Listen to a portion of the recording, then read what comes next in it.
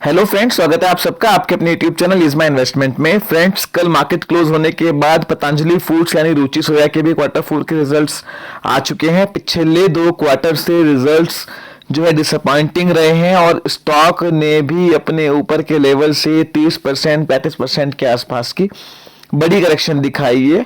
इतनी बड़ी रैली में भी किसी रैली में स्टॉक ने पार्टिसिपेट नहीं किया है और लगातार स्टॉक की अंडर परफॉर्मेंस जारी है। फ्रेंड्स, रिजल्ट्स के बाद क्या शेयर में तेजी बनेगी, क्वार्टर फोर के रिजल्ट्स कैसे हैं, डिटेल में इस बारे में हम बात करते हैं। फ्रेंड्स, अगर इज माई इन्वेस्टमेंट पर नए हैं तो चैनल को जरूर सब्सक्राइब करिए, हमें ट्विटर और इंस्टा पर भी फॉलो करना ना भूलें। फ्रेंड्स, अगर मैं रिजल्ट्स की बात करूं तो 264 करोड़ का प्रॉफिट आया है फोर्थ क्वार्टर में, जो है पिछले साल 234 करोड़ से बढ़कर आया है। रिवेन्यू में 18% की जंप देखने को मिली है। हालांकि पिछले साल के रिजल्ट्स में जो पतंजलि फूड्स का बिजनेस मर्ज हुआ है उसका रिवेन्यू नहीं था, तो यहाँ पर ये जो ग्रोथ है वो रियल नहीं है। लास्ट क्वार्टर की अगर मैं बात करूं तो रिवेन्यू जो है 7927 करोड़ था। रिवेन्यू के फ्रंट पर भी गिरावट देखने को मिली है QNQ बेसिस पे, और प्रॉफिट जो है 267 करोड़ के आसपास आया था। थोड़ा सा प्रॉफिट भी श्रिंक होके आया है। फ्रेंड्स, पतंजलि फूड्स के रिजल्ट्स आपको जब भी देखने हो तो आप सेगमेंट वाइज रिजल्ट देखें, उसमें ही आपको क्लियर पिक्चर मिलेगी।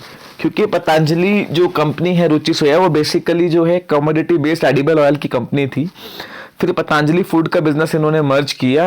रुचि सोया में जो फूड बिजनेस था उसका रिवेन्यू ऑलमोस्ट, अगर टोटल रिवेन्यू में देखें तो उसकी परसेंटेज बहुत कम थी, पर जब पतंजलि फूड्स का बिजनेस मर्ज हुआ है तो एक सब्सटैंशियल जो है रिवेन्यू FMCG यहाँ पर जो है कंट्रीब्यूट कर रहा है। जो फूड बिजनेस है, जो हाई मार्जिन बिजनेस है, और कंपनी लगातार पिछले कई क्वार्टर से कह रही है कि हम जो है इस रिवेन्यू को 50-50 लेके आना चाहते हैं। अभी 31-32 हजार करोड़ की जो टोटल सेल हुई है उसमें 6200 करोड़ के आसपास का फूड का सेगमेंट है, जो सब्सटैंशियल ठीक ठाक है। चलो एक बार फ्रेंड्स मैं आपको इसकी जो रिजल्ट्स है वो सेगमेंट वाइज दिखाता हूं। जो एडिबल ऑयल का सेगमेंट है उसमें 6136 करोड़ की सेल आई है, जो पिछले क्वार्टर में 6500 करोड़ के आसपास थी और उससे पहले 6300 करोड़ के आसपास।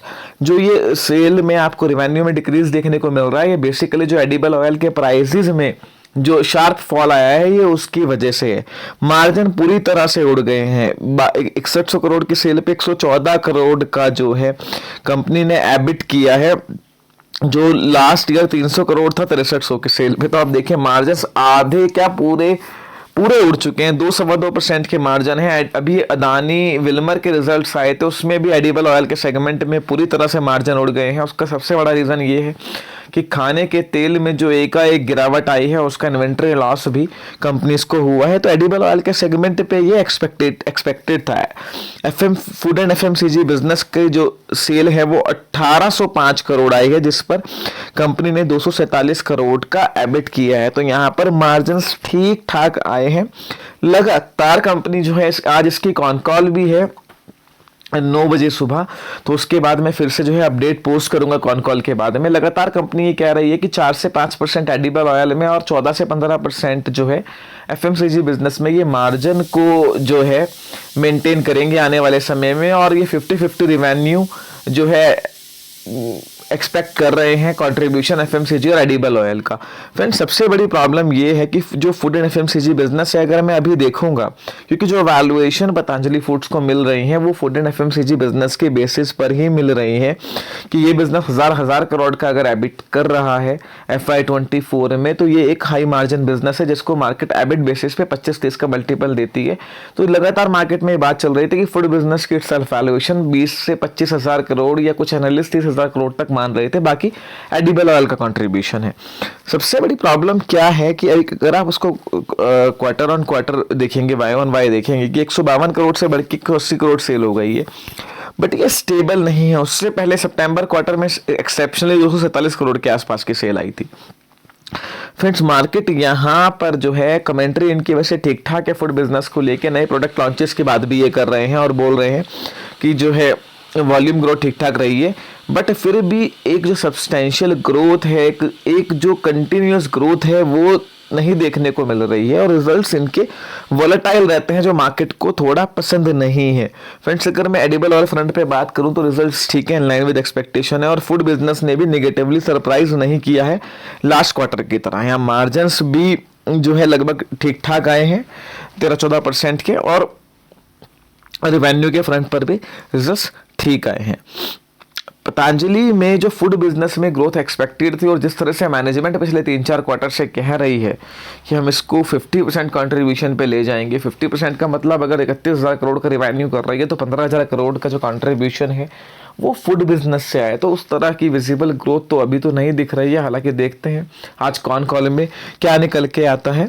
रिजल्ट्स ठीक ठाक है फ्रेंड्स, पर एक जो तलवार लटकी हुई है पिछले काफ़ी क्वार्टर से, वो स्टेक सेल की है। इन्हें 5% के आसपास 5.25% स्टेक और डाइल्यूट करनी है सेबी के मिनिमम शेयर होल्डिंग नॉर्म्स को कंप्लाई करने के लिए। प्रमोटर्स की होल्डिंग 75% से नीचे होनी चाहिए। उसके लिए इन्होंने पिछली बार क्लियरिटी दी थी कि ये OFS या FPO तो नहीं लेकर आएंगे और प्रेफरेंशियल अलॉटमेंट कर सकते हैं या फिर जो है यहाँ पे QIP कर सकते हैं, पर उसको लेकर इस बार तो कोई क्लियरिटी नहीं आई है। आज कॉन कॉल में देखना होगा किस तरह का जो है उस पर कुछ क्लियरिटी या मैनेजमेंट की तरफ से कोई कमेंट्री वहाँ पर देखने को मिलती है या नहीं।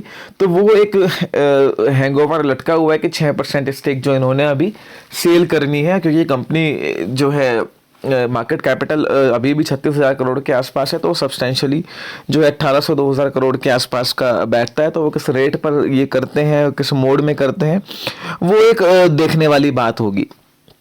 फ्रेंड्स, अगर मैं रिजल्ट्स की बात करूं, उसका रिजल्ट्स के का मार्केट पर क्या रिएक्शन होगा, तो 1022 की CMP है, 37,000 करोड़ की मार्केट कैपिटल है। फ्रेंड्स, अगर वैल्यूएशन फ्रंट पे मैं देखता हूं तो अगर फूड बिजनेस, मेरा जो मानना है FY24 में अगर 900 करोड़ के आसपास का एबिट करता है तो सब्सटेंशियली वहाँ 24-25 हज़ार करोड़ की वैल्यूएशन तो फूड बिजनेस को बैठती है। और एडिबल ऑयल के प्राइसेस स्टेबलाइज होते हैं, कुछ बढ़त देखने को मिलती है, तो वो भी सब्सटेंशियली जो है एबिट में कंट्रीब्यूट कर सकता है। पहले हम मान के चल रहे थे कि FY24 में अगर यहाँ पर एडिबल ऑयल की स्थिति सुधरती है तो जो कंबाइंड एबिट है वो समवेयर अराउंड 1500 से 1600 करोड़ हो सकता है, और उसको 30 का मल्टीपल में दूँ तो 50,000 करोड़ के आसपास की वैल्यूएशन इस कंपनी की हो सकती है। बट उसके साथ में हमें वॉल्यूम ग्रोथ को भी बहुत क्लोजली देखना होगा, क्योंकि FMCG कंपनी में सबसे बड़ा पैरामीटर वॉल्यूम ग्रोथ है और उसके बेस पर ही मार्केट इनको हाई वैल्यूएशंस, हाई PE देता है। वो एक देखने वाली बात होगी। फ्रेंड्स, मेरा मानना है रिजल्ट्स के बेसिस पे स्टॉक ऑलरेडी 100-150 रुपये पहले चल चुका है अच्छे रिजल्ट्स की एक्सपेक्टेशन में, बट अभी भी हायर लेवल से थोड़ा करेक्टेड है। मैं मानता हूं कि रिजल्ट्स का न्यूट्रल स्टैंड जो है स्टॉक के प्राइस पे आना चाहिए, ना ही नेगेटिवली कोई बहुत बड़ा आएगा, ना ही पॉजिटिवली कोई बहुत बड़ा आएगा।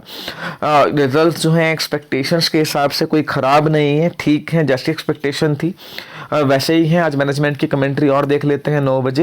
मेरे को लगता है फ्रेंड्स यहीं पर ही ये स्टॉक 2-4-5 रुपये ऊपर या 2-3% ऊपर नीचे चलता रहेगा। अभी रिजल्ट्स के बेसिस पे अपवर्ड या डाउनवर्ड कोई बहुत बड़ा स्टॉक रिएक्ट करे उसके चांसेस तो मुझे बहुत कम लग रहे हैं।